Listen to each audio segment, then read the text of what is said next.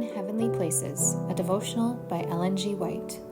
A voluntary sacrifice, February 6th. For ye are bought with a price. Therefore glorify God in your body and in your spirit, which are God's.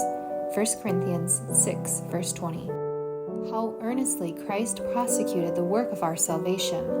What devotion his life revealed as he sought to give value to fallen man by imputing to every repenting, believing sinner the merits of his spotless righteousness.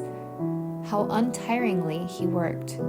In the temple and the synagogue, in the streets of the cities, in the marketplace, in the workshop, by the seaside, among the hills, he preached the gospel and healed the sick. He gave all there was of himself, that he might work out the plan of redeeming grace. Christ was under no obligation to make this great sacrifice. Voluntarily, he pledged himself to bear the punishment due to the transgressor of his law.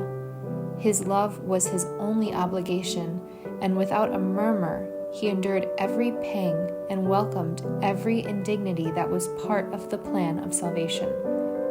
The life of Christ was one of unselfish service, and his life is our lesson book. The work that he began we are to carry forward. With his life of toil and sacrifice before them, can those who profess his name hesitate to deny self, to lift the cross and follow him? He humbled himself to the lowest depths that we might be lifted to the heights of purity and holiness and completeness. He became poor that we might pour into our poverty-stricken souls the fullness of his riches. He endured the cross of shame that he might give us peace and rest and joy and make us partakers of the glories of his throne. Should we not give back to God all that he has redeemed, the affections he has purified, and the body that he has purchased, to be kept unto sanctification and holiness?